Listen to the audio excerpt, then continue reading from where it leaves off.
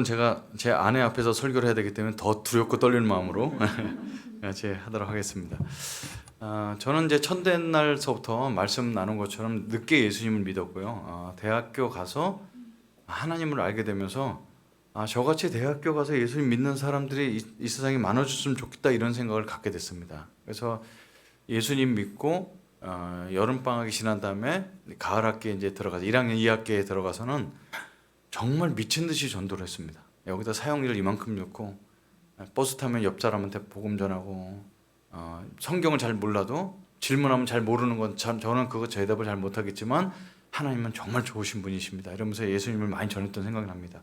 얼마나 전하고 돌아다니냐면요. 어느 날 제가 식당에 들어갔어요. 학생 식당에 이제 밥 먹으러 갔는데 학생들이 밥을 빨리 먹고 나가는 거예요. 왜 그러냐면 제가 전도하러 온 줄 알고 귀찮으니까 학생들이 제가 얼마나 전도하러 다니면서 그렇게 돌아다녔겠어요. 그러고 나서는 학교를 4년 동안 잘 다니고 졸업을 하는데 지 목사님이랑 저랑 같이 나온 대학교 명지대학교는요.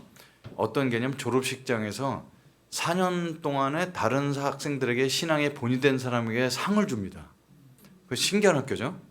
그 무슨 뭐 최우수상 상도 주고 하는데 맨 마지막에 가장 영광스럽게 신앙상을 줍니다. 근데 보니까 전기공학과 4학년 이승재 제 이름이 거기 있는 거예요. 그 상을 받으러 나가는데 야, 이 학교 들어올 때 장로님 자녀들, 목사님 자녀가 얼마나 많은데 이거 스님 자녀가 이 상을 받아도 되겠나 이러면서 그 상을 받았던 기억이 납니다. 그러니까 예수님 믿고 나서 완전히 이렇게 달라진 케이스가 됐죠. 그러면서 제 속에는 어떤 생각이 드냐면 그래, 어쩌면 예수님 믿을 수 있는 그 마지막 전도할 수 있는 기간이 청년 때 대학생 때일 거야. 그래서 제 삶을 대학생에 드리기로 합니다. 그래서 이제 대학생들 계속 전도하고 다니고 그리고 중국에 있는 선교사 생활 동안에도 대학생만 선교를 했습니다. 제가 밥 먹고 아는 게 그거니까 여러분 중국 사람 친구들한테 이렇게 보면 이렇게 뭐 중국말로 해야 되고 중국 문화도 뛰어넘어야 되고 막 할 게 많은데 세계 어느 나라 가든지 대학생들은 청바지 입고 그냥 그 티셔츠 입고 밥 먹고 친해질 수가 있습니다. 어느 나라는 똑같이. 그래서 평생 대학생만 했습니다. 그러다 이제 저희가 점점 나이를 먹어가는 거죠.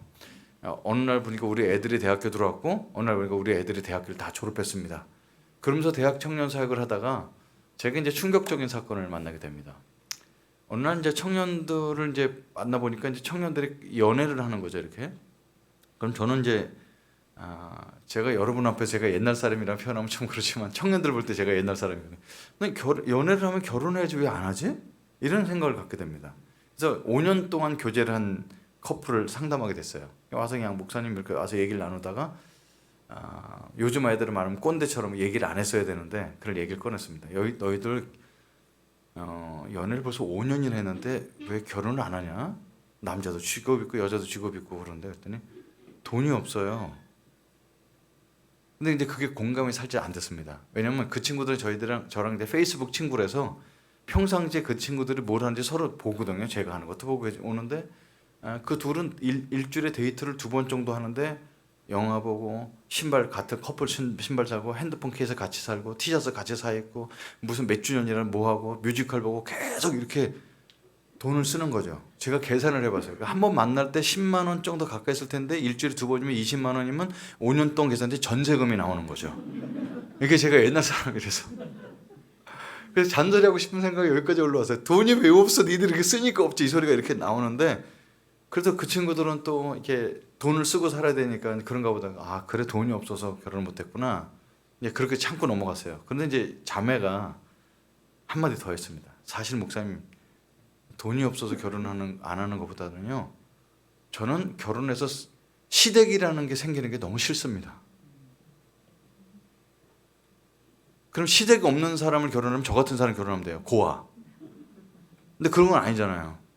그러니까 저는 여기서부터 이제 돈 없어서 결혼 못 한다는 것까지 그래서 마음을 받아줬는데 아니 결혼을 어떻게 시댁 없는 사람이랑 결혼하는데 이 오빠가 5년 동안 교제하는 사람 시댁이 있으니까 결혼하기 어렵다는 거죠. 근데 여기서부터 이제 제가 이해가 좀 안 돼서 웃으면서 이제 그래 그럼 자매가 원하는 결혼 방식은나 결혼 이후의 삶은 어떤 걸 원하는데 일단 자매가 준비됐다든지 얘기합니다. 나는 오빠가 좋아서 결혼하는 건데요. 결혼식 때 오빠 친구들하고 제 친구들만 모아서 결혼하고 싶어요. 그리고 결혼 끝나자마자 시댁 식구나 이런 사람 보지 않고 외국에 나가서 살고 싶어요. 그래서 야, 그럼 그렇게 해. 그랬더니 이렇게 말씀드렸더니 그 돈을 안 주세요, 부모님이. 저기서 제가 소위 말하는 뚜껑이 열렸습니다. 결혼식은 오빠하고 자기 친구들끼리만 모아서 외국 가서 살았는데 그 결혼식과 외국에서 사는 돈은 다 부모가 대줘야 된다는 겁니다. 그래요. 아니 내가 세대를 차이가 이렇게 나지? 그래서 막 와갖고 걔네들 앞에서 화를 내지 않았지만 집에 와서 아내가 묻는 거예요. 오늘 뭐 어땠어? 그 두 사람 만난 거?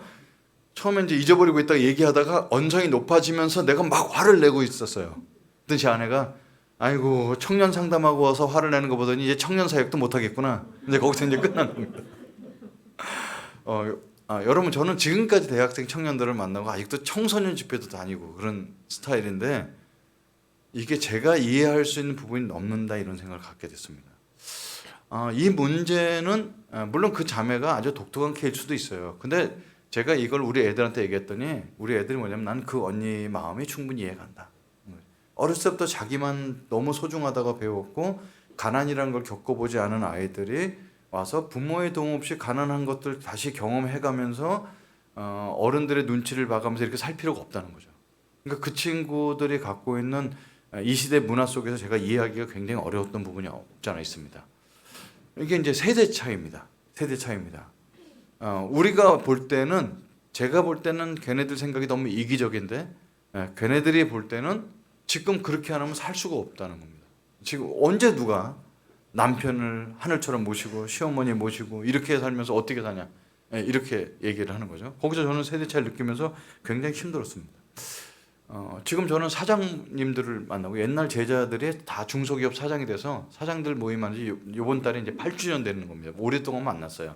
한 달에 한 번씩 만나서 그들의 애환도 들어주고 사장님들이 교회 가서 하지 못할 얘기가 있습니다. 사람들은 보면 사업하고 있으면 늘 잘 되는 줄 아는데 안 될 때나 이럴 때 얘기가 굉장히 어렵죠. 그래서 사장들 모임 하다 보면 사장님들이 얘기하다가 자기 삶을 나는데 웁니다. 그 사장들이 지금 내가 50대 초반이고 그런 사람들이 가만 보면 이 젊은 사장들이 울 데가 없는 거죠. 그죠? 교회에서 가면 이제 목사님이 사업은 어때? 힘들진 않아? 이런 거 묻지 않죠, 잘. 그러니까 얘기 나눌 데가 없으니까 그 자리에 모여서 한 달에 한 번씩 모임을 갔는데 이 사장님들이 저한테 목사님 청년들 많이 아시잖아요. 우리 중소기업에서 그런지 사람들 지원 안 해서 그런데 좋은 청년 있으면 소개해 주세요. 제가 다른 데보다 월급 훨씬 주고 잘 키워보겠습니다. 그래? 그럼 구직하는 청년들 있고 사람을 구하는 사장님들 있으니까 이걸 발벗고 나서서 이 친구 소개해주고 그랬습니다. 지금까지 성공한 케이스가 거의 없습니다. 왜 그런 줄 아세요? 사장님은 어떻게 저런 청년을 소개해줬어요? 청년들은 어떻게 저런 회사를 소개해주셨어요? 이 두 세대가 안 맞는 겁니다.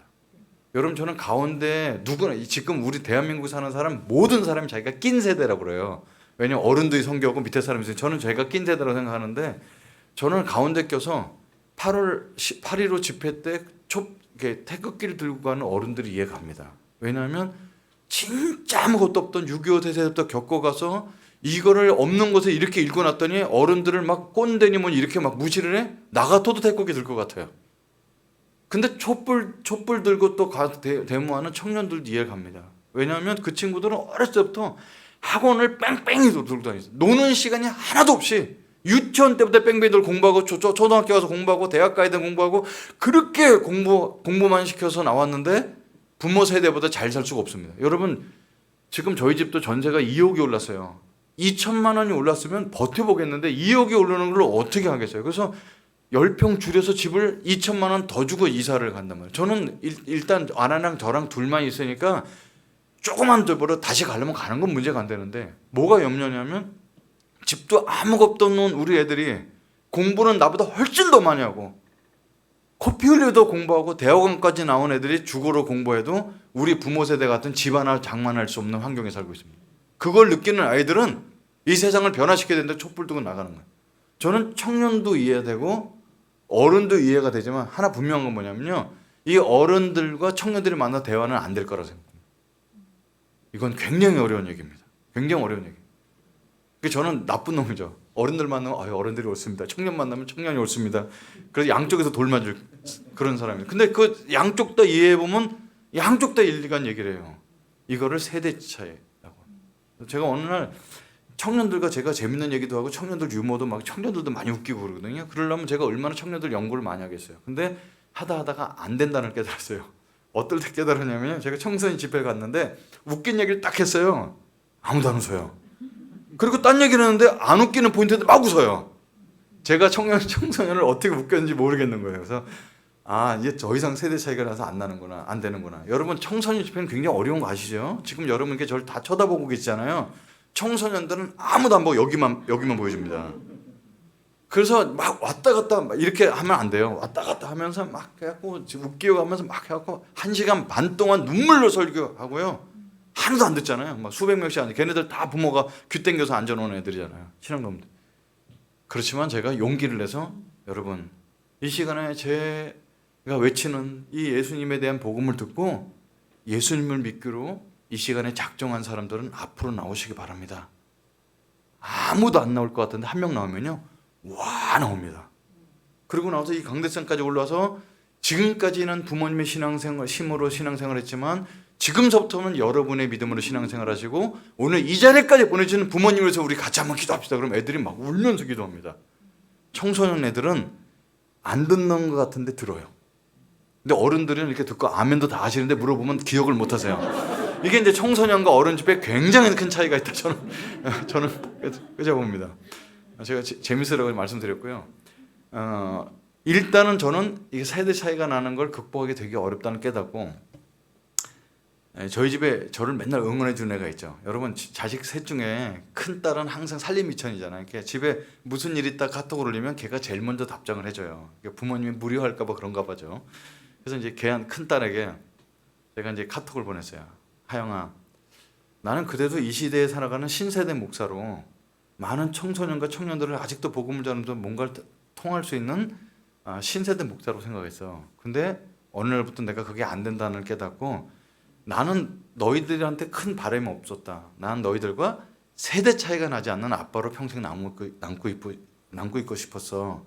근데 세대 차이는 극복이 안 된다는 걸 깨달았단다. 이렇게 보냈어요. 제가 기대하는 답은 뭐였을까요? 아니에요. 그래서 아빠는 이 시대에 그래도 우리들 이해해주는 좋은 분이에요. 이럴 줄 알았는데 제가 바로 답장 왔어요. 이제라도 아셨으면 됐어요. 아니 얘마저도 나를 그렇게 보다니. 그러더니 뭐라고 그러냐면 아빠는 청소년은 안 맞는 것 같아요. 조금 있으면 아빠는 청년은 안 맞는 것 같아요. 그러겠죠. 제가 지금 세대 차이에 대한 얘기를 계속 나누고 있습니다. 세대 차이는 극복되기가 저는 어렵다고 그랬는데 극복될 수가 없는 게 세대 차이구나 이런 깨닫습니다. 교회 안에도 마찬가지입니다. 제가 선교사 생활 10여 년만 하고 한국 땅에 와서 집회를 갔는데 노래를 아는 곡이 하나도 없습니다. 서서 막 뛰어가면서 하는데 뛸 수가 없어요. 제가 옛날 때 찬양을 인도했던 사람인데 아는 노래가 없고 오늘같이 부른 찬양들 중에 보면 찬송 가면 박사가 딱딱딱 맞잖아요. 근데 요즘 물론 청년들이 부른 찬양하려면 박수를 어디 쳐야 될지 모르겠는 거예요. 그리고 이게 되게 어렵고 뭔가 따르기 되게 어렵죠. 찬양도 되게 바뀌었고 교회 문화도 굉장히 바뀌었고 굉장히 달라졌습니다. 그리고 예전에 여러분들 세대, 저는 이제 제가 마지막 끝물에 생각하는데 80년대까지 예수 믿은 사람들은요 교회가 이렇게 개척교회로 시작해서 교회가 부흥되는 걸 봤습니다. 근데 지금은 교회가 문 닫는 걸 보고 있습니다. 미국은 하루에 1000개씩 문을 닫는데요. 교회가 어마어마하게 닫고 있는데 우리 대한민국 교회는 미국 교회를 흉내내고 있기 때문에 교회가 문 계속 닫습니다. 그럼 제 친구는 어느 날 교회가 청병을 해서 청병 목사가 됐는데 교회를 담임하는 목사가 필요한 게 아니고 그 교회는 어르신들만 모여 있는 교회인데 주일날에서 설교만 하는 목사를 원하시는 거예요. 그래서 본인들이 그동안 냈던 헌금을 갖고 헌금이 쌓여 있잖아요. 그러니까 주일날 헌금만 하고 그 월세를 얻어서 하는데 그 내 친구 목사가 설교할 때마다 20만 원씩 준대요. 설교 끝나면 20만 원. 그것도 한 달에 80만 원씩 주는 게 아니고 설교할 때마다 20만 원씩 준다는 거죠. 그래갖고 이제 돈이 좀 떨어지면 조금만 내려가고 조금 내려가 지금 없어졌습니다. 근데 이런 교회가 점점 많아진다는 거예요. 사실 제가 오늘 이제 설교의 본론서부터 말씀드리자면 지금 이 선일교회는 굉장히 큰 희망이 있어요. 찬양 인도하시는 분이 배가 불러있죠. 그리고 반주하는 분도 불러있죠. 여러분 이게 아기가 울음소리가 끊긴 교회는 죽은 교회입니다.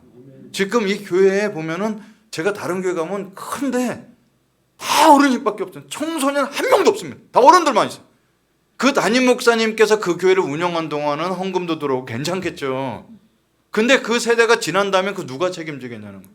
그래서 지금 우리들은 교회가 부흥되는 것도 받고 이렇게 내려가는 것도 같이 봤지만 지금 청소년이나 청년들은 교회 가면 딱딱하고 말이 안 통하고 계속 빈자리 많고 계속 줄어드는 것밖에 안 보고 자란 청년들입니다.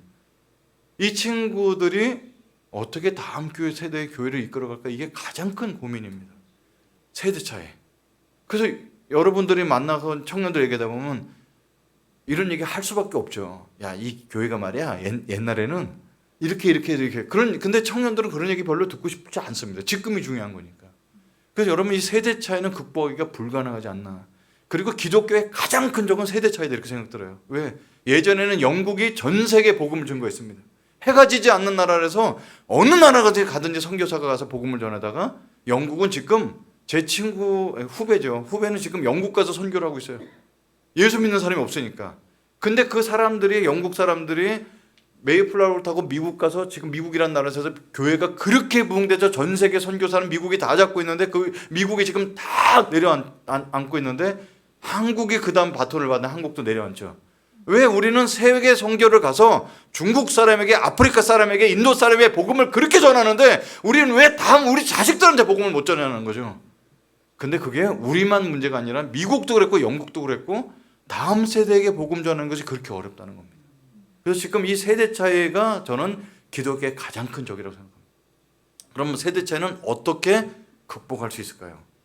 우리가 보는 일반적으로 세대 차이는 나이 차이 그럽니다. 30살 차이 나면 한 세대, 세대 차이가 난다고 그러는데 세대 차이라는 것을 갖고 사전을 찾아보니까 30살을 주기로 떨어지는 한 세대 구분 이렇게 돼 있어요. 근데 나이로만 세대를 따지지 않고요. 2번 해갖고 또 나왔어요. 세대를 구분하는 방법이 문화가 다르다는 거예요. 쓰는 언어가 다르고 그들이 쓰는 용어가 다르고 여러분의 자녀들이나 손주들이 쓰는 카톡이나 이렇게 얘기를 나눠보면 무슨 얘기인지 거의 못 알아듣습니다. 우리 막내딸은 첫째, 둘째는 또 다르게 제가 핸드폰을 한번 본다고 봤는데 핸드폰 전화번호 명록에 사람 이름이 없어요. 너구리, 짜장, 그놈, 뭐 키역 누군지 알 수가 없어. 얘가 만약에 친구를 갔는데 친구 이름을 제가 알 수가 없어요. 그러니까 완전 다른 거야. 그러니까 문화가 다르고 옷 입는 게 다르고, 그죠? 옷이 그렇게 많잖아요. 우리 막내딸은 옷이 그렇게 많은데 항상 옷을 사요. 왜? 지나면 이 옷은 다 쓰레기야. 입을 수가 없대요. 왜? 살 뺀 다음에 입을 거, 유행이 지나서 못 입는 거 다 그러는 거니까 예전에 어른들이 옷을 한 벌 사갖고 마르고 달투리 입면서 아껴 입는 거 이런 것들은 전혀 통하지 않는.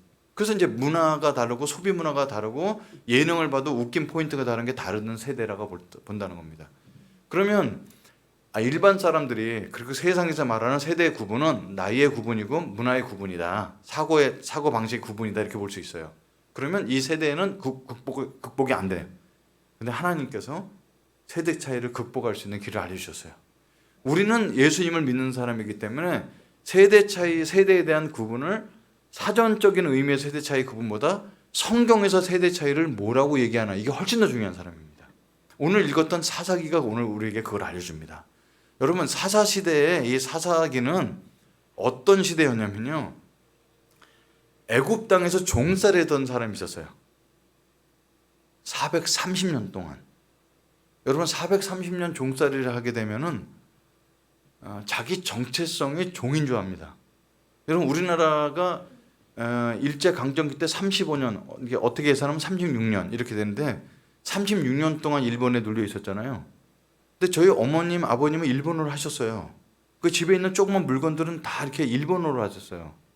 그리고 제가 초등학교 갔는데 학교에 외래어를 쓰지 맙시다 써있어요. 그 외래어라는 건 영어가 아니고 일본어였어요. 단어들이. 초등학교 때입니다. 여러분 뭐 청년들 이해가 못할 텐데 오늘 외래어를 쓰지 말자고 그랬는데 어떤 아이가 쉬는 시간에 야, 나 손톱 길었는데 혹시 스미끼리 갖고 오네 이렇게 얘기를 했어요. 옛날 때 이걸 스미끼리라고 그랬어요. 혹시 스미끼리 아시죠? 저만 아는 거 아니죠? 스미끼리 갖고 온 사람 그랬는데 선생님이 스미끼리라는 얘기 들었어. 야, 스미끼리 너 나와. 저 뒤에 가서 바켓스 들고 서 있어. 선생님도 이게 안 되는 것이. 그렇게 36년 있었던 그 일본 문화가 입에 배어 있는 거죠. 여러분, 제가 부모님 돌아가신 다음에 등록금 마련하려고 일용직하는 소위 말하는 노가다장에 갔는데 거기 쓰는 용어가 다 일본어인 거 아세요? 깜짝 놀랐습니다. 건축은 다 일본 사람한테 만나면 뭐 공굴, 콘크리트를 공구리, 뭐 아시바 다 일본 말이에요. 35년. 근데 430년 동안 종살이한 애굽 사람들은 태어나면서 할아버지, 아버지부터 다 종이잖아요. 그 자기가 종인 줄 알았는데 모세를 통해서 하나님께 나타나서 너희들은 내 백성이다. 그래서 종에서 꺼내줍니다. 자, 그러면 1세대 사람들은 어떤 사람이냐면 자기가 종인 줄 알고 태어난 사람이에요. 나는 애국 사람한테 충성해야 되는 줄 알고 나왔는데 2세대 사람들은 어디냐면 광야에서 40년 동안 살았어요. 광야에서 살면서 그들은 거기서 광야 생활을 해갖고 하나님만 섬기도록 배우는 거 보고서 아, 우리는 광야에 사는 하나님의 백성이라고 생각했어요. 그럼 여기서도 종으로 살던 세대하고 광야에서 살던 사람하고 세대 차이가 나겠죠. 근데 오늘 사사기는 이 사람들이 가나안 땅에 들어가서 정착을 하고 살고 있습니다. 여러분, 우리도 3세대가 모이면 이거 대화가 안 될 것 같아요. 저는 저희 장인어른이 이제 최근까지 살다 돌아가셨는데 장인어른 세대는 부모님 세대를 국제극장이라는 영화를 보고 이해를 했어요. 그분들의 월남전도 참석하고 다 하면서 왜 꽃분이라는 식당을 그렇게 이름이 얼마나 촌스러워 가게 이름을 꽃분이는데 근데 6.25 때 전쟁 때 흩어졌던 사람이 꽃분이를 찾아올지 모르니까 못 바꾸는 거야. 그 마음을 자식들은 모르고 이름 너무 촌스럽다고만 얘기하는 거지. 그러니까 이 3세대가 모여서 대화가 된다는 거 거의 불가능한 그런 지경이죠. 지금 이스라엘은 여호수아 갈렙은 애굽 땅에서 살았었고 그 다음 사람들은 광야에서 태어났고 지금 태어난 세대는 가나안 땅에 살고 있으니까 완전히 다른 곳에서 살고 있는 사람들이 세대인데 그러면 야, 너희들은 지금 3세대가 있어라고 성경이 말하지 않고 뭐라고 얘기하냐면요, 그 세대와 다른 세대가 있다 이렇게 있다고 오늘 사사기 2장 10절에 얘기하고 있습니다. 그럼 성경에서는 세대 차이를 어떻게 구분할까요? 문화도 아니고 나이도 아니고 오늘 2장 10절을 읽어보면 그 세대 사람들은 여호와께서 이스라엘을 위해서 행하셨던 크고 놀라운 비를 보고 맛보고 알았던 세대라고 얘기하는 거예요. 그리고 다른 세대는 여호와께서 이스라엘을 위해서 한 일을 알지 못해요. 듣긴 들었겠지. 우리도 부모나 자녀들한테 하나님에 대해서 말 많이 하잖아요. 이들은 듣긴 많이 들었는데 자기 하나님이 아닙니다. 그래서 지금 이 자리에 앉아 계신 여러분들도 나이와 상관없이 그 세대에 다른 세대가 있다고요. 여기 뭐 중학생 아이가 앉았는데 얘는 스스로 하나님을 먹고 마시고 체험해봤어. 이건 부모님의 신앙이 아니고 정말 하나님이 살아계셔. 어떻게 하나님이 안 계시다고 믿을 수가 있어. 이렇게 자기 하나님을 경험한 사람은 그 세대 사람이 하나님 보시고 이 자리에 교회는 그냥 쭉 나오시고 몇 년 다니셨지만 하나님을 한 번도 경험하지 못하고 그냥 들어서 설교만 듣고 앉아 계셨던 분은 하나님께서 다른 세대도 볼 수 있다는 겁니다. 하나님이 보시는 세대 차이는 문화나 나이 차이가 아닙니다. 그래서 지금 우리는 이 말씀이 우리한테 희망을 주는 것은 이 교회가 계속해서 다음 세대가 일어나는 것은 단순히 나의 문제가 아니라 하나님을 경험하는 세대를 일으키면 된다는 것입니다. 내가 만났던 그 하나님을 삶으로 증거해 주면 되는 거예요. 내가 만났던 하나님을 그들이 경험할 수 있도록 기회를 제공해 주면 되는 거예요. 그래서 이 천일교회가 부흥되는 것은 갑자기 사람이 많이 앉아서 이 자리에 많이 앉는 것을 부흥된다기보다는 계속해서 다음 세대가 일어나기를 원하는 거죠. 여러분, 지금 여러분들이 살아있는 동안 이 교회에 앉아서 여러분은 장례를 잘 치러두고 우리 교회 나 잘 살았다고 끝나기를 원하십니까? 아니면 여러분이 주님 나라 가기 전에 다음 세대들이 바글바글 되는 걸 보기를 원하십니까? 바글바글 되면서 이 교회가 계속 있고 이 지역을 위해서 봉사를 하고 복음을 증거하는 교회가 되기를 간절히 원하지 않습니까? 그러려면 아주 간단합니다. 여러분이 그 세대로 살았던 거를 다음 세대에 전해주면 됩니다. 그러면 그 세대 사람들은 왜 하나님을 떠나지 않았을까? 여러분, 다른 세대는 성경에 다음 세대라고 안 그러고 다른 세대라고 했어요. 그게 너무 안타깝잖아요. 이 세대가 지나고 그 세대 사람이 있었고 다음 세대가 왔어. 이렇게 표현하는데 성경은 일부러 그거를 another generation, 다른 세대. 그 세대 사람들이 이해 못한 다른 세대인데요. 오늘 여호수아서 2장 10절까지 읽었는데 11절에 다른 세대는 곧바로 바알을 섬깁니다. 여러분, 사람 마음은 하나님 있다가 하나님 없으면 하나님 없는 채로 사는 게 아니라 다른 거를 집어넣는다고요. 우리 인간은 절대로 빈 공간으로 절대 두지 않습니다. 뭘 채워요? 근데 하나님 없으면 다른 거로 채우죠. 그래서 다른 세대는 쉽게 얘기해서 다음 세대는 이것을 바알로 채워가면서 아버지 부모 세대 때 범죄하지 않았던 걸 다시 범죄하기 시작합니다.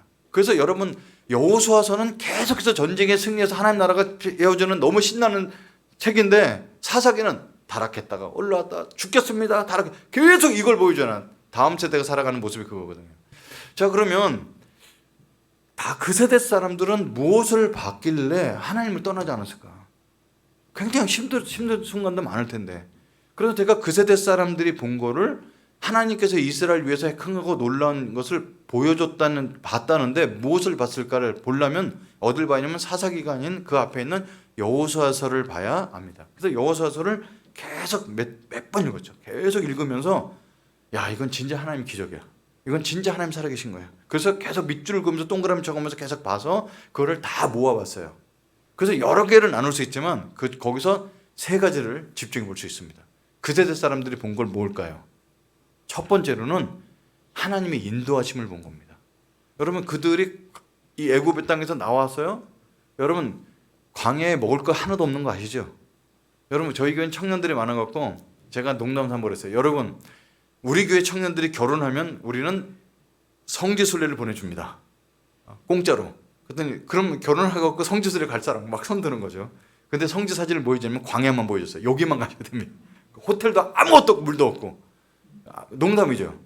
갈서 살 수가 없는 곳이에요. 근데 광야 땅에 갔는데 다들 불평하죠. 여기서 우리를 굶어 죽게 만들 거냐. 그런데 그 사람들 앞에 하나님께서 성막을 만들어서 회막, 하나님 우리를 만들어주는 장소를 만들어서 구름 기둥과 불 기둥으로 인도해 주시는 걸 보게 됩니다.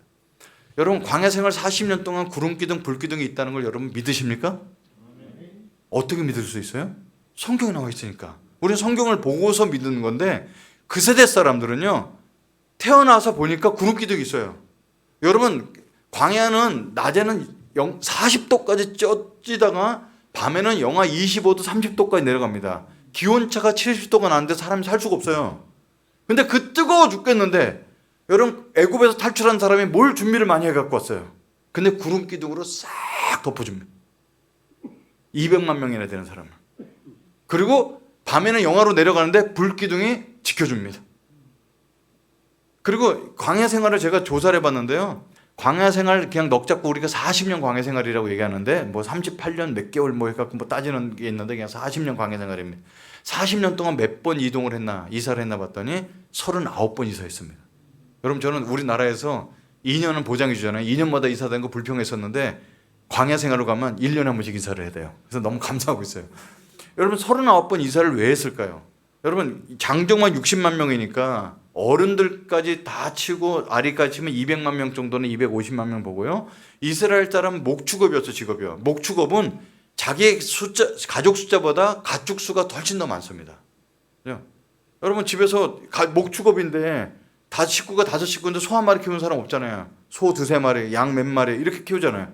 근데 그 모든 생명체는 물을 먹고 먹을 것이 있어야 돼요. 근데 그 광야에서 먹을 게 하나도 없는데 구름 기둥이 싹 피어오르더니 이동을 하면은 빨리 장막을 다 걷어갖고 따라갑니다. 따라가면 거기에 풀이 있고 물이 있어요. 풀이 있고 물이 있고 만나가 내립니다. 그래서 그들은 그거 이스라엘 하나님의 인도하심만 따라가면 산다는 것을 뼈저리 느꼈던 사람이에요. 그리고 나서 가나안 땅에 들어서 그것이 없어지죠. 그래서 하나님의 인도하심은 틀림없구나. 그래서 자녀들한테 얘기합니다. 얘들아, 옛날 때 불기둥, 구름기둥이라는 게 있어, 우리 인도에서. 말이 안 돼요. 거기에 무슨 석유가 있어요, 뭐가 있어, 거기서 불이 어떻게 나요? 아니, 있었다나. 내가 그렇다고 믿어드릴게요. 다음 세대는 그런 거죠. 그 세대 사람들은 하나님의 인도하심을 분명히 봤다는 겁니다. 그럼 제가 중국에서 사역을 할 때요, 이게 CCC라는 데는 전략을 갖고, 계획을 짭니다. 자, 올해는 이 A라는 캠퍼스에 집중해서 제자를 전도를 몇 명 하면은 통계가 있어요. 전도를 몇 명 하면 몇 명 예수 믿고, 예수 믿은 사람의 몇 명 정도가 성경 공부를 하고, 성경 공부한 사람 중에 몇 명 정도가 신실한 제자를 한다. 이런 통계가 있습니다. 이게 막 보험회사 하는 전략 같은데, 그래서 신실한 제자 한 명을 만나려면 37명인가 전도를 해야 되고, 이런 통계를 갖고 있어요. 물론 통계대로 되지 않지만. 그럼 이런 전략을 갖고 A라는 캠퍼스에서 이렇게 전도해서, 그 다음에 여기 제자가 나오면 두 번째 캠퍼스에 접촉해서 중국에 있는 1100개 대학을 복음화하려고 2020년까지 계획을 세워놨어요. 계획이 철저해요, CCC라는 데는. 그래서 한 캠퍼스를, 이게 몇 개 캠퍼스를 사역하고 있는데, 한 캠퍼스에서 부흥 소식이 왔습니다. 쫙 학생들이 몰려오기 시작했는데 전도를 하고 전도를 해서 오는데, 중국 땅에서는 이런 데서 예배를 못 드리니까 방을 하나 빌려요. 방을 하나 빌려서 스티로폴로 다 막고 소리 못 나가게 한 다음에 거기 앉아서 기타도 없이 육성으로만 찬양을 합니다. 아주 조그맣게. 뒤에 사람도 오면 어떻게 되냐면 앞으로 땡겨 앉아요. 뒤에 또 오면 또 땡겨 앉아요. 어느 날 보니까 제가 설교하는데 설교 듣는 첫 번째 줄에 애 얼굴이 여기 있는 겁니다. 얼마나 사람들 꽉 찼는지. 근데 어느 날 누가 발로 문을 꽝 차고 오는 겁니다. 누가 발로 문을 차지? 봤는데 공안 딱 들었습니다. 그 사람 공안이 첫 번째 하는 역할이 있어요. 뭐냐면 이 모임은 불법 집회다 외칩니다. 그리고 사람을 끌어내는데 두 번째 사람 들고 있는 건 캠코더, 비디오 카메라를 들고 있어서 자료를 다 모읍니다. 그래서 학생들이 다 끌려나가서 한 40명 끌려나갔는데 거의 공안이 40명 정도 와서 우리 학생들을 다 차에 싣고 왔습니다. 저는 마침 거기 없었어요. 이게 이제 난리가 난 거예요. 첫째는 우리 학생들이 그렇게 대학 와서 예수 믿어서 종교 활동하다 잡히면은 학교에서 졸업장을 안 줄 가능성이 굉장히 큽니다. 그렇게 되면은 여러분 중국은 애 한 명 낳잖아요. 양가 부모님이 얘가 대학교 졸업할 때 기다려요. 근데 이 각자 한 명씩 낳던 이 아이의 할아버지 할머니들이 두 분 또 계시잖아요. 네 분이. 이 네 분도 다 얘가 대학 졸업할 때 기다려요. 중국에 뭐가 문제냐면 한 아이가 태어나서 졸업해서 취업을 하면 위에 어른 6명을 먹여 살려야 되는 거예요. 애 한 명만 낳게 되는 것이 그런 사회적인 문제가 있습니다.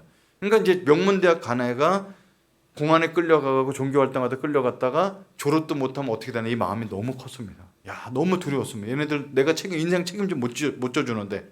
그 두 번째는 뭐냐면 하나님 이게 뭡니까? 내가 중국 땅에 하나님 소명받고 와서 캠퍼스 이렇게 저렇게 이렇게 했고 2020년까지 제가 쉬운 4살 되던 때까지 인생을 내가 거기까지만 살 걸 생각해서 1100개 대학의 리스트를 다 뽑아놓고 이 대학에 이렇게 지금 부흥을 주셔서 이렇게 되는데 이게 뭡니까? 하나님 나를 중국 땅으로 인도한 거 분명합니까? 라고 하면서 막 이게 잠을 못 잘 때가 있었습니다. 근데 그날 집에 왔는데 우리 애들은 아빠 오늘 피자 먹자고 그래서 중국에서 그 피자헛이 있어서 피자 시켜 먹는데 피자가 돌 씹는 것 같아요. 걱정이 돼갖고. 이게 인간이 얼마나 사악하냐면 그 아이들도 걱정되지만 한편으로는 내 사역이 완전 무너진 거죠. 얘네들이 공안 이름 내다가 내 전화번호 되면 저는 잡혀가게 생겼고 막 이런 염려가 되는 거죠. 여러 가지 생각이 되면서 하나님 내 사역이 지금 3년 동안 한 게 다 제로가 됐습니다. 이게 왜 이게 하나님 이걸 보호해 주지 못했나 이런 기도를 하면서 하나님께 약간 원망을 했어요. 그리고 이제 우리 갖고 있는 보안에 갖고 있는 그 폴리시가 이렇게 원칙이 뭐냐면 사고가 난 지역은 6개월 동안 전화하거나 방문하지 않는다는 겁니다. 그래서 제일 먼저 전화번호부터 바꾸고 그리고 이제 전혀 연락 안 하는 거예요. 그 친구들이 어떻게 됐는지를 제가 보살펴 줘야 되는데 근데 한 5개월쯤 지났는데 모르는 친구한테 문자가 왔어요. 따고 야부 쨘쨘 나 꼭 만나고 싶다. 그래서 맥도날드에서 만날 수 있냐? 보니까 왕이라는 친구예요. 그래? 내가 갈게. 그래서 학교에서 좀 떨어진 맥도날드예요. 5개월이 지났으니까. 가서 2층에서 만났는데 그때 우리가 이틀 공안국에 끌려가고 이틀 동안 자고 있었는데 셋째 날 다시는 종교 활동하지 않는다는 걸 사인해갖고 다 풀려난 거죠. 그래서 지금 걔네들 어디냐 그랬더니 지금 예수 안 믿는 애들 대부분이고 이제 모임도 못하니까 다 없어졌다. 그런데 우리가 3개월쯤 지난 다음에 그동안 제가 한 달에 10만 원씩 그 캔버스에 돈을 줬기 때문에 그 방 모임을 했었거든요. 그거 다 없어진 거죠. 근데 우리가 몇 사람이 남아갖고 돈을 다 모아갖고 알바도 하고 점심 한 끼 금식하고 그랬고 1,000원짜리 방이 아니라 300원짜리 방에서 모임을 하고 있다는 거예요. 오늘 그 모임하는 날인데 너 여기까지 왔으니까 하나님 말씀을 전해줄 수 있냐. 그동안 우리가 설교를 한 번도 못 들었다고 그런 거예요. 근데 그 친구를 따라서 골목골목 가는데 들어갔다 나오지 못할 정도로 복잡한 골목으로 골목 그 7층 꼭대기 있는 방에 갔는데 조그만 방 300원짜리 방. 그 당시 우리나라 돈 3만 원이에요. 300원짜리 방에 7명 정도가 나오더니 날 보더니 그렇게 반가워하면서 울면서 막 반가워하는 거예요. 그래서 7명이 아주 예배를 드리면서 찬양을 하고 그리고 저보고 설교해달라는데 설교를 할 수가 없었어요. 눈물이 나고. 저는 사꾼 목자예요. 그들이 잡혀갔을 때 버리고 간 사람이잖아요. 물론 그 자리에 없어서 못 가긴 했지만 설교를 못해서 혼자 울고 있으니까 7명이 저를 위해서 기도를 해주더라고요. 그러면서 뭐라고 그러냐면 이제 우리 깨달았다는 거예요.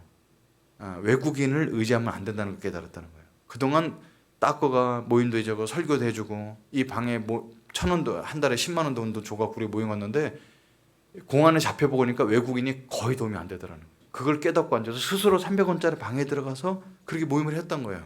그리고 오늘 저녁 때 우리가 점심도 금식을 했는데 저녁 맛있는 거 사줄 수 있냐고. 그래서 저녁을 고기를 사주는데 그렇게 맛있게 먹네요. 중국 고기 쌉니다. 이런 이원이면 사 먹어요.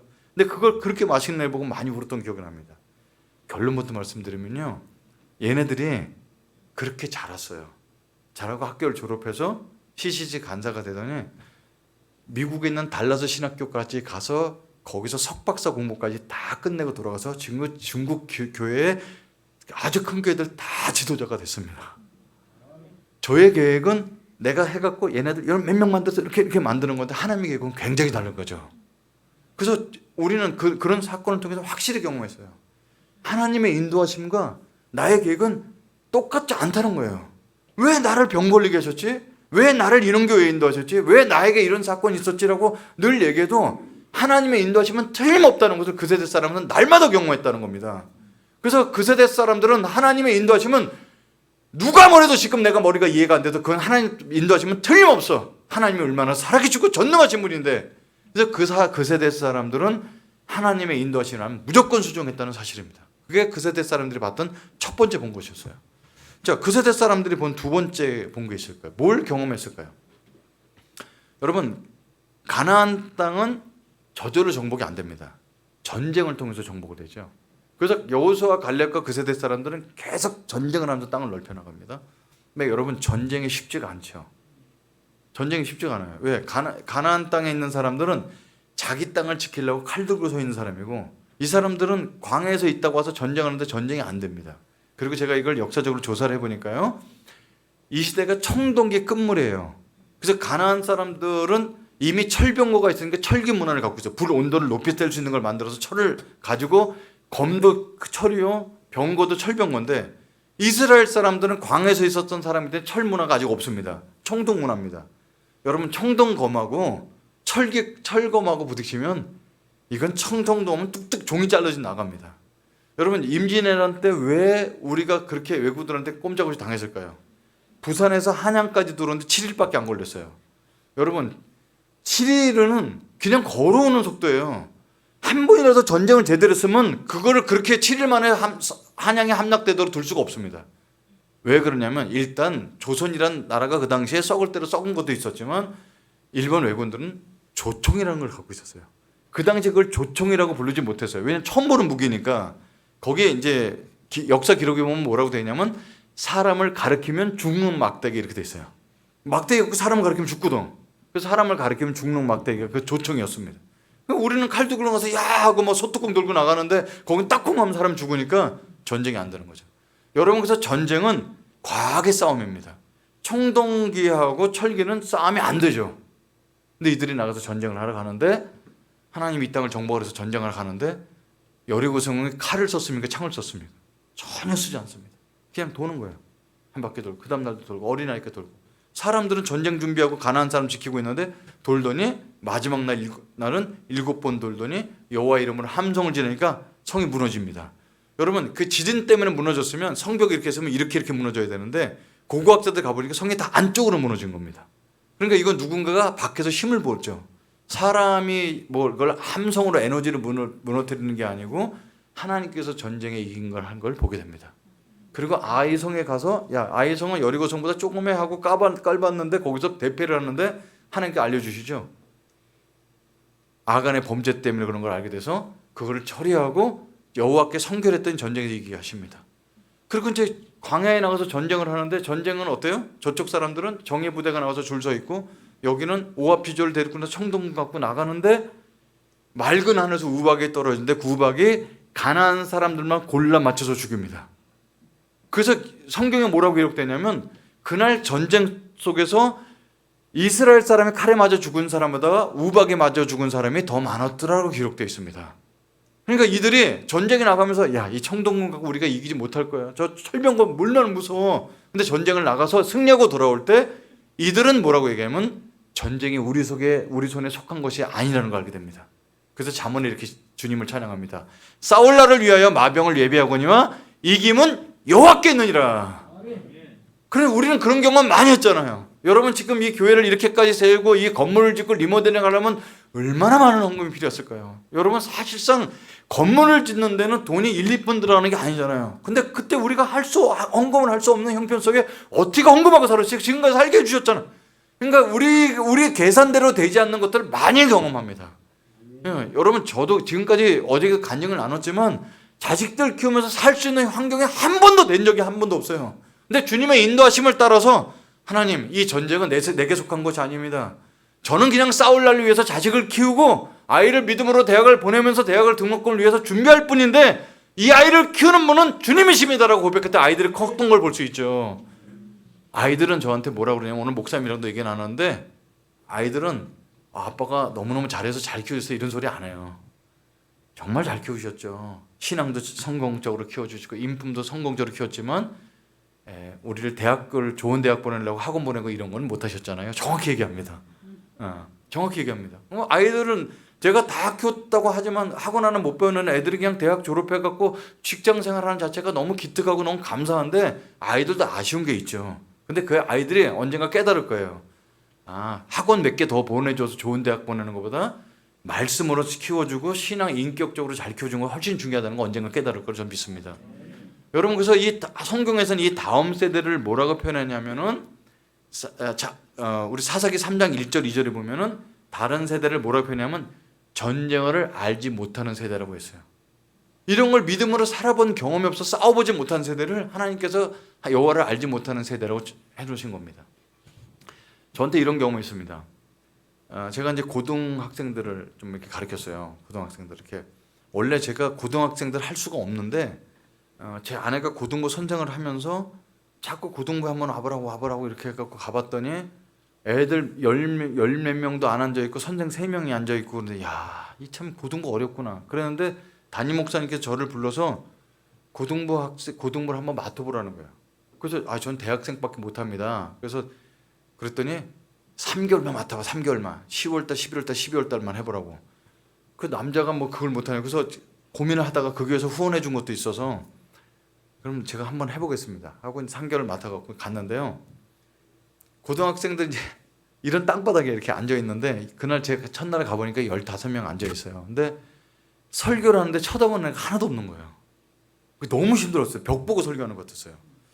그래갖고 이걸 어떻게 하지 설교를 하지? 그런데 끝나고 나가려고 애들 3개월 동안 사귀어야 되니까 손 내밀고 악수를 했는데 몇 사람 악수해 주는데 이게 등치가 좋은 애, IQ가 160이 넘는 애인데 굉장히 떠드는 애가 이렇게 막 제가 설교할 때도 떠드는 애요. 걔한테 손을 내밀어 친구를 사귀려고 그랬더니 손을 이렇게 푹 치고 나가더라고요. 왕 싸가진 거예요. 제가 그날 와이셔츠를 입었는데 얼마나 화가 난지 여기가 팔뚝팔뚝 뛰는 게 느껴졌어요. 그리고 이제 집에 가서 우리 큰 딸이 그때 고등학교 1학년인데 애랑 앉아서 이게 아들 앉아놓고 내가 고등부를 맡았는데 이거 설교를 해야 되는데 어떻게 했냐 그랬더니 아빠 이걸 왜 맡았어요? 우리 애들은 안 되는데. 근데 애들한테 설교를 하려고 그러면 요즘 애들도 좀 이해를 해야 됩니다. 그러면서 무슨 텔레비전 무슨 프로그램도 좀 보시고 요즘 유행하는 노래 좀 들으라고. 그래서 그 당시에 유행하는 노래를 우리 아들 보고 보여달랬더니 컴퓨터를 이렇게 보여줬어요. 2008년도입니다. 저는 걸그룹이 나와서 이렇게 댄스를 막 치고 그럴 줄 알았어요. 근데 누가 나왔냐면요. 어떤 여자분이 나오셨는데 의자를 이렇게 가운데 놓고 다리를 이렇게 거꾸로 앉아서 다리를 이렇게 벌리고 노래를 부르시는 거예요. 치마를 입으시고 노래 제목도 미쳤어라는 노래를 부르더라고요. 그래 치마를 올리고 이제 치마를 입고서 이렇게 거꾸로 앉아 있으니까 좀 이게 보기가 민망하잖아요. 근데 또 다리를 번쩍 들고 왔다 갔다 하는 거예요. 그래서 아들한테 이런 걸 꼭 봐야 되냐 그랬더니 뭐 이 정도 갖고 그러세요? 믿음으로 보세요. 그래서 믿음으로 끝까지 그걸 다 봤습니다. 그래서 이제 그 당시 유행하던 노래를 다 넣어줘서 듣고 가는데 제가 서울로 출퇴근할 때 한 4시간 정도 걸렸거든요.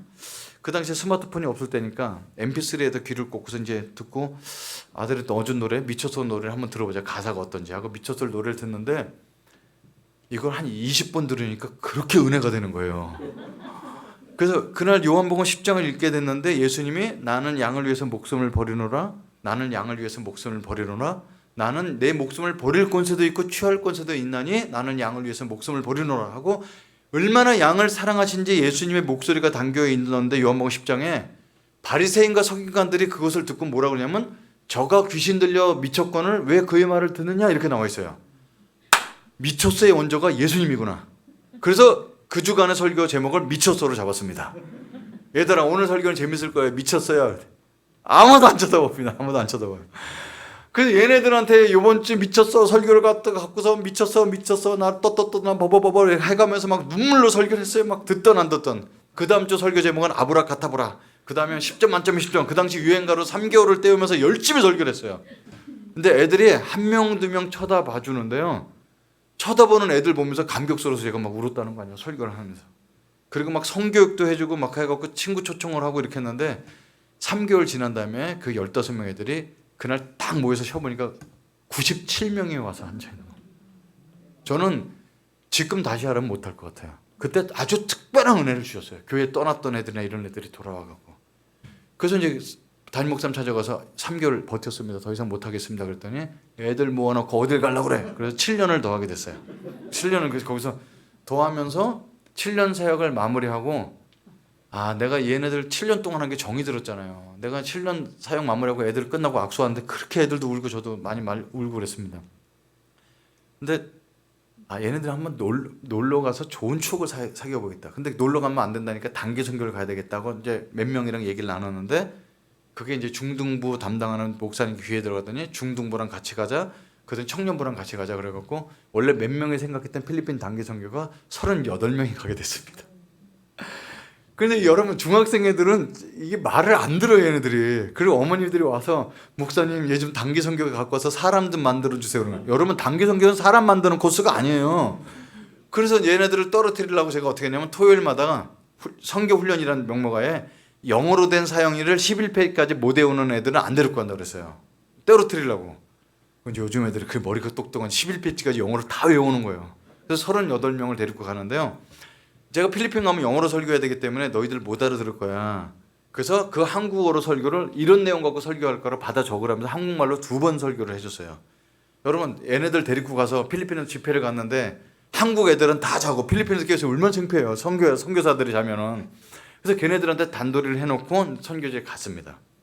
설교를 딱 시작하고 따갈로그로 이제 필리핀 말로 영어로 한 걸 통역하고 왔는데 앞에 있는 애들 다 엎드려 자는 거예요. 창피해 죽겠는 거죠. 물론 못 알아듣겠는 거 있지만 새벽에 일어나서 비행기 타고 왔으니까 그런 거잖아요. 그래서 얘네들 이렇게 약속 안 지키고 이거 어떻게 하나 고민스러웠어요. 그래서 그 다음날은 어디 갔냐면 가난한 동네 가서 약을 나눠주러 가는 거예요. 또 우리 한국 사람들 가면 뭐 나눠주는 걸 하잖아요. 그래서 이 중학생 고등학생 애들한테 연극 같은 걸 시켰어요. 그랬더니 예수님 십자가 달려 죽는 막 이런 걸 음악 틀는 거 연극하는데 믿음도 하나도 없는 것들 이것도 굉장히 잘해요. 막 예수님 막 죽고 막 이런 연습 막 필리핀 사람 박수를 치고서 약 나눠주고 막 오는데 여러분 필리핀에는 그 찌푼이라는 차가 있습니다. 보시면 알겠지만 이게 길어요 차가. 그래서 다 옆으로 군인처럼 앉아갖고 에어컨도 없는 차고 사소리가 되게 시끄러 빠바바바 이렇게 차고 위험한 차입니다 조금. 근데 애들이 그 찌푼이를 타고 싶어하는 거예요. 그래서 내가 그래서 그러면 우리가 타고 온 에어컨 차는 목사님하고 몇 사람 타고 가고 너희들 찌푼이 타고 싶으니까 그걸 타는데 오늘 저녁 집회 때 절대 졸면 안 된다. 그렇게 약속을 받고 찌푼이를 태웠어요. 물론 이제 청년 2명 교사로 맨 끝에 떨어지지 않게 해갖고 왔는데 저는 이제 에어컨 차 타고 먼저 왔죠. 20분 30분 지나도 안 와요. 1시간 지나도 안 와요. 아무리 찌푼이가 느려도. 그래서 전화가 왔습니다. 오는 길에 그 찌푼이가 뒤집혀져서 애들이 다 병원에 간 겁니다. 여러분 제가 그날 선교사 생활했던 10여 년과 고등부 사역했던 7, 8년과 청년 사역했던 26년 생활이 확 지나가면서 난 끝났구나 싶었어요. 여러분 단기 선교 가서 차가 뒤집혔으니까 인사사고 나면 큰일 나는 거죠. 그리고 신문 기사에 나는 거예요. 인솔자 목사는 에어컨 차 타고 집에 갔고 애들은 10분이 타고 가서 사고 났다. 이렇게 신문이 날.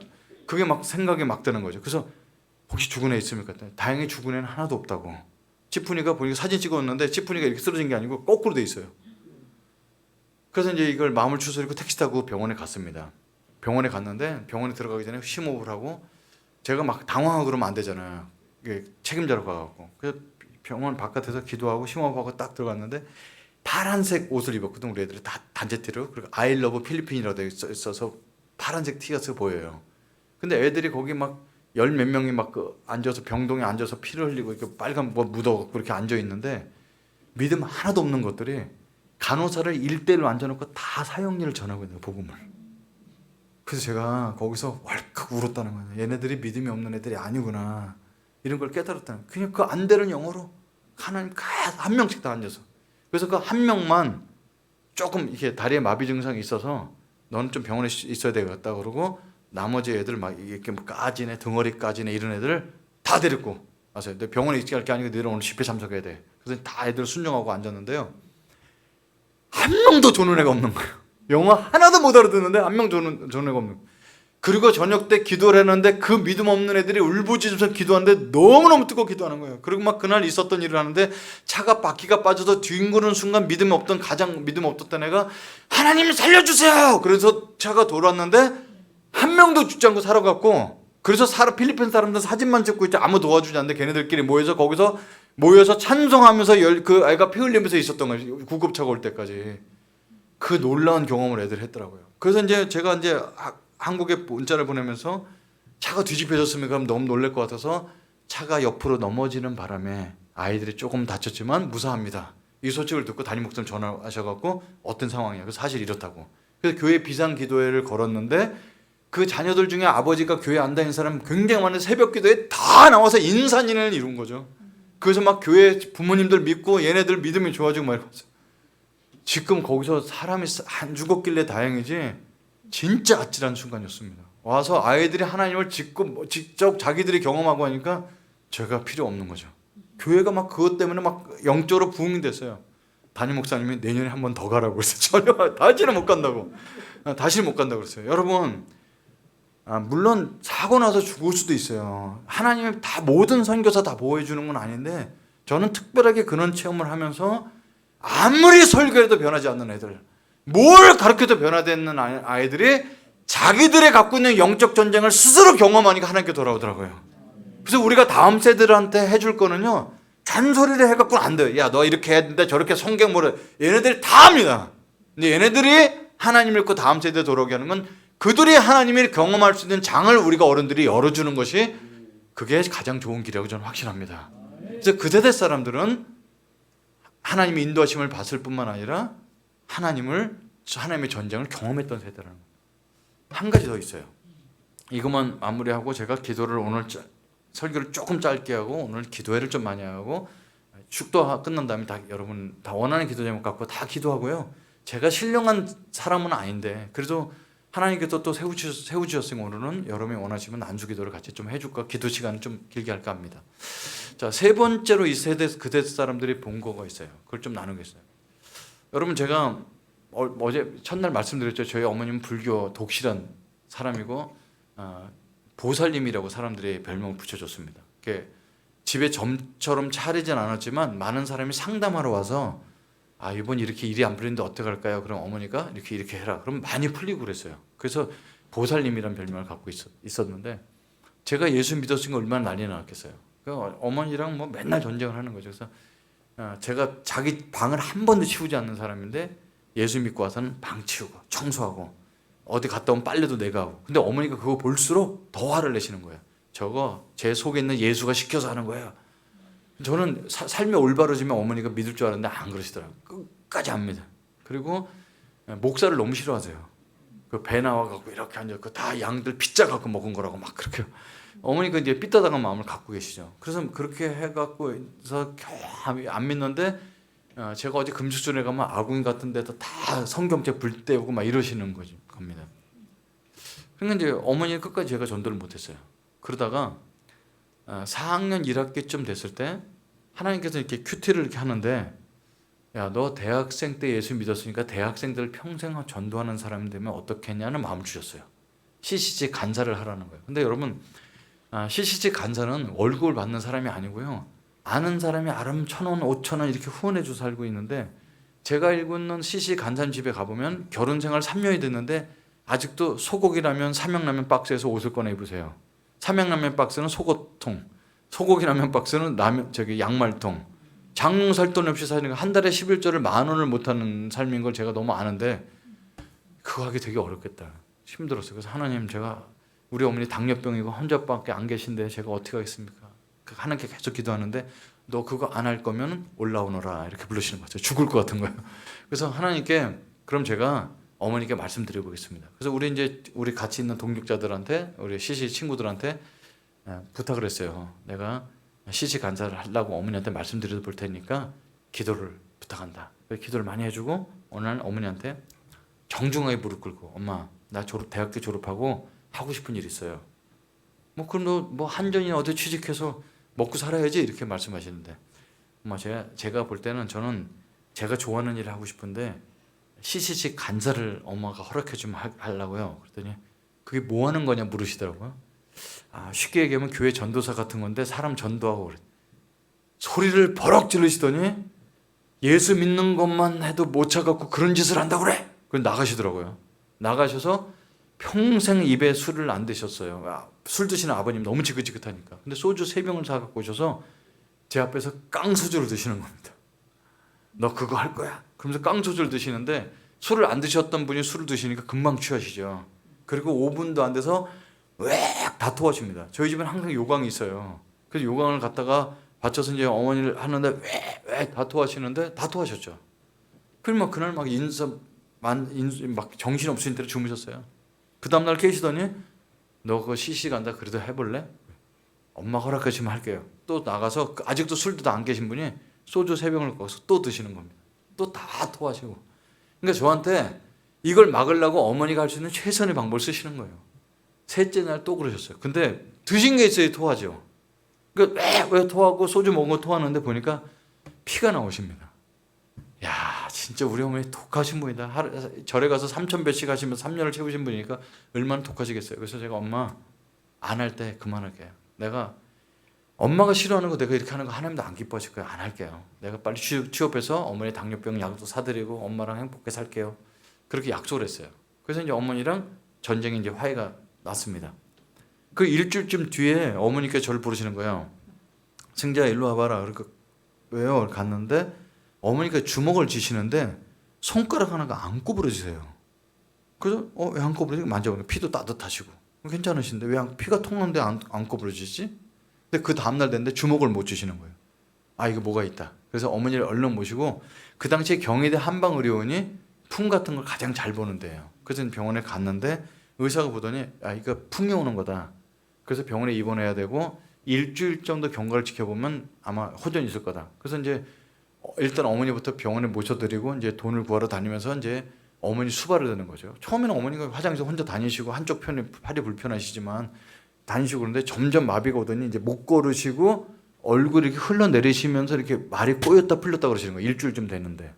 그래서 저희 어머님이 이게 정신 온전해졌다가 자꾸 흔들리시고 그러시는 거죠. 네, 그러더니 나보고 이제 승재야 종이하고 연필 갖고 와라 그러시는 거죠. 엄마 뭐 유언이라도 하시게 뭐 안 돌아가셔 엄마 걱정 마 그랬더니 나도 안 죽는 거 아는데 그래도 혹시 모르니까 종이하고 연필 갖고 와. 그래서 저는 뭐 땅에 숨겨놓은 땅 문서라도 어딘지 알려줄 줄 알았더니 그런 거 아니고 외삼촌한테 700만 원 갚아야 되고 당숙한테 400만 원 갚아야 되고 누구한테 빚이 3,600만 원이에요. 그러니까 우리 집을 사고 말이었잖아요. 그리고 이제 그 신당동에 다 쓰러져 가는 집이지만 집을 사는데 돈 들었고 그래서 제가 엄마 받을 돈 없어요 그랬더니 이름도 모르셔. 다방 옆에 언니한테 700만 원 받아야 되고 이시 친구한테 얼마 받아야 되고 이게 이 돈을 꿔서 여기 꿔주고 일수처럼 해갖고 먹고 살았던 거죠 저희 어머님이. 그래서 그걸 다 불러주셨어요. 그러니까 받을 돈하고 갚을 돈이 비슷해요. 그래서 엄마 걱정 말아요. 엄마가 퇴원하시면 이거 빚 청산하면 되니까 걱정 마세요. 그러는데 어머니가 할 말이 더 있으시다는 거죠. 그래서 뭐 또 할 말 뭐 있으세요? 그랬더니 찬송가 갖고 와라. 저 귀를 의심했어요. 찬송가 갖다 뭐 하시려고? 쓸데없는 소리 하지 말고 찬송가 갖고 와라. 그래서 이제 처음으로 찬송가를 갖고 가서 어머니랑 찬송가 몇 장을 부르지? 저는 율동 이런 건 많이 알아도 찬송가를 잘 모르니까. 근데 어머니가 411장 하시자고 그러는 거예요. 411장이 뭔데요? 그래서 피고 있는데 어머니는 찬송가 보지도 않고 예수 사랑하시면 거룩하시면 하실세 찬송가 1절에서 4절까지 다 암송해서 부르셨어요. 그래서 이제 엄마 이걸 어떻게 하세요? 그랬더니 우리 어머니가 처음으로 고백하시는 거예요. 네 집에 시집 오기 전에 나 교회 다녔었어 이러시는 거예요. 시골에서 어느 날 너가 금식수련인가 뭔가 간다고 그래서 다 공에 다 찢는데 딱 찢었는데 411장을 이렇게 보였는데 어렸을 때 불렀던 예수 사랑하시면 거룩하신 말일세가 있는 거죠. 옛날 분들은 기억력이 그렇게 좋으세요. 곡조는 좀 아리랑 곡조 같았어요. 곡조는 안 맞는데 4절까지 더듬거리면서 다 암송하고 계시더라고요. 그래서 엄마랑 같이 둘이 예배 드린 거죠. 그래서 너무 기뻐서 엄마 411장 다시 한번 불러도 돼요? 그래서 엄마 손을 붙잡고 411장을 다시 한번 불렀습니다. 그래서 어머님이 하실 말씀이 있으시다고. 뭐냐고 그랬더니 너 시시간사가 뭔가 한다고 그랬지? 그거 해라. 아니 엄마 안 한다고 그랬잖아요. 그거 해라. 사내 자식이 칼을 뽑았으면 두부라도 뽑아야지. 자기가 하고 싶은 거 하고 사는 게 좋아. 내 약속 좀 해주렴. 그거 하려면 그거 갖고 밥 먹고 사는, 벌어서 먹고 사는 것처럼 하지 말고 최고 열심히 있는 사람이 되라. 누가 뭐래도 진짜 열심히 있는 사람이 되라. 그거 갖고 밥 먹고 살 생각 말고 진짜 열심히 하는 사람이 되라. 그렇게 그리고 마음껏 한다고 축복해 주셨어요. 그리고 어머니는 그날 밤에 소천하셨습니다. 제 인생에 이렇게 굴곡이 많죠. 이거는 진짜 아닌 것 같다. 내가 여기까지만 하자 이럴 때가 많았습니다. 이제 아내 병원에 넣어놓고 아기 낳는 그 병원비를 구하러 다닐 때 진짜 미안했습니다. 제 아내한테 너무 미안했습니다. 너무 미안했습니다. 사람들한테 그 우리 아기 낳는 비용 달라고 전화해서 그 모금하는 게 너무 미안했습니다. 창피하고 그만하고 싶었습니다. 근데 그럴 때마다 하나님께서 말씀으로 감동을 주시는데 그때 어머니께서 마지막으로 해줬던 말씀이 저를 이 순간까지 붙들고 살게 하셨습니다. 여러분, 그 어머니가 돌아가셨다 했었던 그 말씀이 그걸 들었던 사람은 하나님 떠날 수가 없죠. 여러분, 여호수아와 갈렙과 함께 했던 그 장로님들과 있었던 그 세대는요, 광야에서 여호수아 갈렙 외에는 다 죽어요. 다 죽어. 그들이 죽으면서 뭐라고 유언했을까? 얘들아, 내가 왜 광야에서 객사를 하는 줄 아냐? 예전에 여호수아 갈렙과 12명의 정탐꾼이 여리고성을 정탐하고 왔을 때 그들이 10명이 부정적인 얘기를 했는데 나도 부정적인 얘기를 했단다. 절대로 하나님 앞에 부정적인 얘기하지 마라. 그래서 우리가 여기서 죽는 거야. 그리고 이스라엘 관습은 사람들이 죽을 때 유언을 할 때 다 환도법 밑에 손을 줍고 자식들을 축복하는데 그들이 뭐라고 축복했냐면 너는 마음을 다하고 뜻을 다하고 힘을 다하여 여호와 하나님 한 분만 사랑해라. 다 이렇게 하면서 죽었어요. 광야에서 그 죽음을 본 사람들이 가나안 땅에서 전쟁을 한다고 하나님을 떠나지 않죠. 그 사람들이 본 것은 하나님이 얼마나 무서운 분이지, 그리고 하나님이 얼마나 위대하신지 다 경험했던 사람들입니다. 그래서 하나님 성경은 그 사람들을 향해서 그 세대 사람, 하나님을 끝까지 섬겼던 세대라고 얘기했습니다. 어쩌면 이 자리에 이 밤에 오셔서 부흥회를 3일 동안 참석하시는 분들은 정말 하나님이 그 세대라고 말씀하십니다. 근데 우리는 사명이 뭐냐면 다음 세대에게 이 복음을 전해야 되는데, 여러분, 우리가 죽지 않으면 다음 세대들이 예수를 믿지 않습니다. 우리가 예수 그리스도 앞에서 죽어야지만 그들이 예수를 믿습니다. 여러분, 이제는 자녀들한테 잔소리로 복음을 전할 것이 아니고 삶으로 복음 전합시다. 전혀 변할 것 같지 않은 우리 어머니가 어느 날 부흥회 참석하고 새벽기도 갔다 오더니 나한테 잔소리를 하는 게 아니라 자식을 정말 안 믿는 사람처럼 섬겨주고 무조건 축복해주고 그들의 마음을 이해해주고, 그러면서 삶으로 내가 산 순교자처럼 내가 선교지 와서 선교사를 살면서 이방 사람들을 섬기는 것처럼 그렇게 우리 삶을 다음 세대를 섬기는데 들였으면 좋겠습니다. 저는 이 교회가 정말 희망이 있는 것이 새로운 아이들이 태어난다는 사실과, 그리고 오늘 목사님이랑 교제를 내가 일부러 나누고 싶으면서 사모님을 꼭 보고 싶었어요. 왜냐면 사모님이 너무 눌려 지내지 않을까 그런 마음이 있었어요. 왜냐면 사모님이라는 사실은 너무 잘려도 욕먹고 못해도 욕먹고 가만히 있어도 욕먹고 뭘 해도 욕먹는, 그래서 나는 어른들이 많은 교회에서 좀 그렇지 않을까라는 마음이 살짝 있어서 식사 나누면서 사모님 격려해드리려고 했더니 사모님이 엄청 밝으신 거예요. 여러분 잘해주시는 거예요. 그래서 정말 저는 이 교회에 왜 사모님 얘기를 하냐면 솔직히 목사님은 별거 아니에요. 왜냐면 다음 세대를 키우는 분은 사모님이더라고. 어린아이들 키우고 동네 애들이 지나가다 아줌마 선생님이라고 다 인사하고, 저는 이 교회가 여기에 희망이 있다고 봅니다. 여러분, 지금 우리 세대가 지금 할 거는 교회 건축도 아니고 리모델링도 아니고 돈을 더 내서 뭘 할 것이 아니고 다음 세대 키우는데 여러분 목숨을 걸어야 됩니다. 그래서 여러분 제가 정말 부탁드립니다. 이제는 우리가 여기서 죽고 그리스도가 대신 살면서 하나님, 우리 교회는 앞으로는 정말 다음 세대 세우는데 최선을 다하기를 원합니다. 사모님 사역하는 걸 정말 지원해 주시고, 그래서 제가 언제 다시 올지 모르지만 10년 뒤가 됐든 5년 뒤가 됐든 한번 다시 오면은 어린아이들이 박을 대고 청년들이 살아나고 청소년이 살아나는 그런 교회가 되기를 간절히 축원합니다. 그래서 다음 세대를 세우는 교회가 되기를 간절히 축원합니다.